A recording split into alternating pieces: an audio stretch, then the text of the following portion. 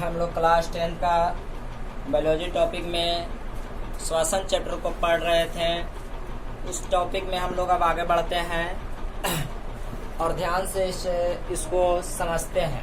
हम लोग पिछला क्लास तक श्वसन को पढ़े थे और श्वसन के बारे में हमने आपको बताया था। श्वसन मुख्य रूप से शरीर में ऊर्जा का निर्माण करता है। श्वसन मुख्य रूप से शरीर में ऊर्जा का निर्माण करता है। तो हमने कहा था कि ग्लूकोज टूटता है। ग्लूकोज जब हम लोग भोजन के रूप में अंदर ले जाते हैं तो हम लोग श्वसन के द्वारा जब उस पर जाके ऑक्सीजन से टकराते हैं, प्रहार कराते हैं, तो वह टूट करके ऊर्जा प्रदान करता है। और इस तरह से हमने आपको दिखाया था कि कैसे एटीपी का निर्माण हो जाता है। तो हम लोग यहाँ पहुँच चुके थे कि श्वसन दो प्रकार के होते हैं। तो अब उस श्वसन दो प्रकार का प्रथम चरण है अवायवीय श्वसन और दूसरा है वायवीय श्वसन। तो देखिए, वायवीय श्वसन वायवीय तभी होना संभव है जब पहले अवायवीय होगा, यानी पहले अवायवीय श्वसन होता है, उसके बाद वायवीय श्वसन पूरा होता है। तो पहले अवायवीय श्वसन को समझिए, बहुत सिंपल है। अवायवीय श्वसन क्या है? Anaerobic respiration. यह श्वसन का प्रथम चरण है जिसमें ग्लूकोज का ऑक्सीजन की अनुपस्थिति में आंशिक विखंडन होता है। ये पहले भी आपको पता है, ठीक है। यह श्वसन का प्रथम चरण है जिसमें ग्लूकोज का ऑक्सीजन की अनुपस्थिति में आंशिक रूप से विखंडन होता है, मतलब बहुत कम मात्रा में टूटता है, ठीक है। तथा विखंडन होता है तथा दो अणु पायरुवेट। पायरुवेट का मतलब 1 मिनट में समझ लीजिए। पायरुवेट वैसा कार्बनिक यौगिक होता है, वैसा रासायनिक सूत्र होता है जिसमें 3 कार्बन होते हैं। कैसा? कितने कार्बन होते हैं? 3 कार्बन होते हैं। कितने कार्बन? 3 कार्बन। पायरुवेट होने का तात्पर्य है कि वैसा रासायनिक यौगिक या वैसा कंपाउंड या वह रासायनिक पदार्थ जिसमें 3 कार्बन हो। 2 अणु पायरुवेट का निर्माण होता है तथा यह पूरी क्रिया कोशिका द्रव में पूरा होता है। अवायवीय श्वसन एक बार फिर मैं दोहरा दूं, यह श्वसन का प्रथम चरण है जिसमें ग्लूकोज का ऑक्सीजन की अनुपस्थिति में आंशिक विखंडन होता है तथा 2 अणु पायरुवेट का निर्माण होता है। यह पूरी क्रिया कोशिका द्रव में पूरा होता है। नोट, पायरुवेट में 3 कार्बन का यौगिक होता है। अब एक बार थोड़ा डायग्राम हमने आपके लिए बनाया है और इसमें बहुत सारे प्रश्न को संग्रहित करने के हम कोशिश किए हैं, तो उसको पहले समझिए। देखिए, सर्वप्रथम ग्लूकोज होता है। सर्वप्रथम क्या होता है? ग्लूकोज। और ग्लूकोज से बनता है पायरुवेट और एटीपी। ग्लूकोज से क्या बनता है? पायरुवेट और एटीपी।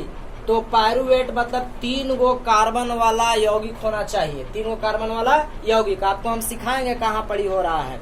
तो और किस स्थिति में? वायु की अनुपस्थिति में होता है। किस रूप में? अनुपस्थिति में। तो ग्लूकोज से बनता है पायरुवेट और बहुत कम मात्रा में एटीपी बनता है, बहुत कम मात्रा में। अब यहाँ से समझिए, पायरुवेट का विखंडन, यहाँ से हम लोग आगे चल रहे हैं, ध्यान समझिएगा। पायरुवेट बन गया। पायरुवेट, सुनिएगा, पायरुवेट वायु की अनुपस्थिति में जब पायरुवेट वायु की अनुपस्थिति में जब इथेनॉल CO2 बना ले। क्या क्या बना ले? इथेनॉल C2H5OH एवं CO2 कार्बन डाइऑक्साइड बना ले, तो यह क्रिया किण्वन कहलाता है। क्या कहलाता है?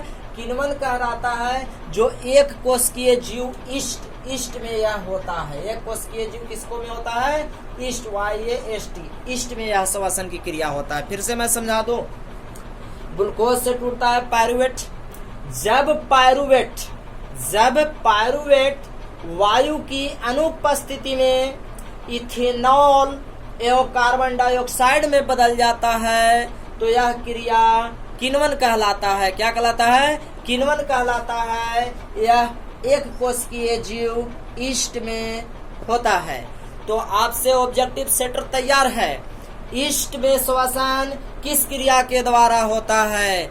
विसरण, संवहन, किण्वन, डिफ्यूजन। तब आपको उत्तर होगा किण्वन। किण्वन कैसे होता है? जब पायरुवेट वायु की अनुपस्थिति में इथेनॉल और कार्बन डाइऑक्साइड बना ले। अब पायरुवेट में कैसे 3 कार्बन अणु है? से देखिए, C 2 कार्बन और एक यह कार्बन 3 कार्बन। फिर पायरुवेट में वायु लिखे, वायु की अनुपस्थिति में लैक्टिक अम्ल बनाता है। ये कब बनाएगा? से चलते हैं। तो पायरुवेट, फिर से यहाँ शुरू करते हैं। जब पायरुवेट वायु की अनुपस्थिति में शरीर की मांसपेशियों में लैक्टिक अम्ल का निर्माण कर ले, शरीर की मांसपेशियों में लैक्टिक अम्ल का निर्माण कर ले, तब हमारी मांसपेशियों में ऐंठन होता है जिससे दर्द होने लगता है। यह आप पिछले दिनों से पढ़ते आ रहे हैं और रसायन शास्त्र में भी आपने पढ़ा। तो कैसे हम लोग के शरीर में दर्द होता है? पायरुवेट जब वायु की अनुपस्थिति में हमारी मांसपेशियों में क्या बना लेता है? लैक्टिक अम्ल बना लेता है, तब हम लोग के शरीर में दर्द का अनुभव होने लगता है। तो देखिए फिर पायरुवेट तीन कार्बन वाला, देखिए लैक्टिक अम्ल का सूत्र C3H6O3, एकरा में भी 3 कार्बन है, यहाँ भी आपको 3 कार्बन है। तो मुझे लगता है कि आपको किण्वन और लैक्टिक अम्ल कैसे बनता है सो आपको जरूर समझ में आया होगा। तो प्लीज समझ में आया है तो आप लाइक और शेयर जरूर करिएगा, और चैनल को सब्सक्राइब नहीं किए तो सब्सक्राइब कर लीजिए। तो अब आगे बढ़ते हैं कि हम लोग पायरुवेट का तीसरा रूप क्या कहता है, सुनिएगा। पायरुवेट वायु की उपस्थिति में, देखिए एखनी दोनों अनुपस्थिति, ये वायु की उपस्थिति में, सुनिएगा पायरुवेट वायु की उपस्थिति में कार्बन डाइऑक्साइड, जल एवं ऊर्जा का निर्माण करता है। कार्बन डाइऑक्साइड जल एवं ऊर्जा का निर्माण करता है। तो यह क्रिया वायवीय श्वसन कहलाता है। यह क्रिया क्या कहलाता है? वायवीय श्वसन कहलाता है, और यही मनुष्यों सहित अन्य जीवधारियों में होता है। तो आशा है कि आपको वायवीय श्वसन आज बुझाया होगा कि ओ पहले अवायवीय होता है, ओकर बाद वायवीय होता है, और अवायवीय श्वसन एखनी तीनों तक कहाँ होता है? कोशिका द्रव्य में। एखनी तीनों कहाँ होता है? कोशिका द्रव्य में। और यह कहाँ होता है? तो माइटोकॉन्ड्रिया में होता है। माइटोकॉन्ड्रिया आप लोग पढ़े हैं, जो मानव शरीर का पावर हाउस है, जिसको ऊर्जा का केंद्र भी कहा जाता है। अर्थात सुन लीजिए, पायरुवेट पूरी तरह ऑक्सीकृत होने के लिए, अधिक ऊर्जा बनाने के लिए माइटोकॉन्ड्रिया में चला जाता है, और वहाँ कार्बन डाइऑक्साइड, जल एवं काफी अधिक मात्रा में ऊर्जा का निर्माण करता है। तो आशा है कि आपको यह तीनों बात जरूर समझ में आया होगा। मैं फिर से एक बार बता दूं, अवायवीय श्वसन क्या है? अवायवीय श्वसन क्या है? तो यह श्वसन का प्रथम चरण है, जिसमें ग्लूकोज का ऑक्सीजन की अनुपस्थिति में आंशिक विखंडन होता है, तब 2 अणु पायरुवेट का निर्माण होता है। यह पूरी क्रिया कोशिका द्रव्य में होता है। देखिए ये सब बना है किसको में? कोशिका द्रव्य में। सब किसको में बना है? कोशिका द्रव्य में। वायवीय श्वसन है कि अवायवीय श्वसन? अवायवीय श्वसन, ठीक है। अब ग्लूकोज से पायरुवेट और कम मात्रा में एटीपी, जब यहाँ से हम परिभाषा लिख देंगे, लेकिन अभी समझ लीजिए, जब पायरुवेट वायु की अनुपस्थिति में इथेनॉल और कार्बन डाइऑक्साइड बनाता है तो यह क्रिया क्या कहलाता है? किण्वन कहलाता है, और यह ईस्ट नामक एक कोशिकीय जीव में होता है, ठीक है। जब पायरुवेट वायु की अनुपस्थिति में लैक्टिक अम्ल का निर्माण करता है तो हमारी शरीरों में दर्द होने लगता है, ठीक है। तो इससे हम लोग के शरीर में क्या होता है? दर्द होता है। उसी तरह तीसरा में हम लोग कहते हैं कि जब पायरुवेट वायु की उपस्थिति में, वायु की उपस्थिति एक अनुपस्थिति, वायु की उपस्थिति में कार्बन डाइऑक्साइड, जल और ऊर्जा का निर्माण करता है तो यह क्या कहलाता है? वायवीय श्वसन कहलाता है। और यह क्रिया कहाँ होता है? माइटोकॉन्ड्रिया में होता है। तो अब मैं अगला टॉपिक आपके लिए एक और इसी में इस परिभाषा को भी मैं लिख देता हूँ।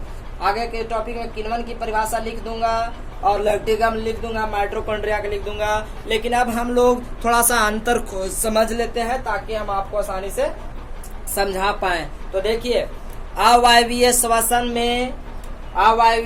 में क्या क्या बनता है? इथेनॉल बनता है, कार्बन डाइऑक्साइड बनता है और लैक्टिक अम्ल बनता है। वायवीय श्वसन में क्या बनता है? कार्बन डाइऑक्साइड, जल और ऊर्जा का निर्माण होता है। अवायवीय श्वसन का प्रथम चरण है वायवीय श्वसन, प्रथम का तृतीय चरण नहीं।